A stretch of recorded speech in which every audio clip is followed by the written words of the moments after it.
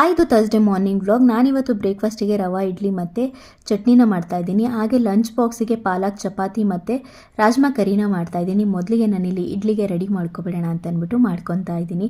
ಹಾಗೆ ಪಾಲಕ್ ಚಪಾತಿ ಮಾಡೋದಕ್ಕೆ ಹಿಟ್ಟನ್ನು ಕೂಡ ರೆಡಿ ಮಾಡಿ ಇಟ್ಕೊಂಡೆ. ಇನ್ನೊಂದು ಕಡೆ ನಾನಿಲ್ಲಿ ರಾಜ್ಮಾ ಕರಿನೂ ಕೂಡ ರೆಡಿ ಮಾಡ್ಕೊತಾ ಇದ್ದೀನಿ.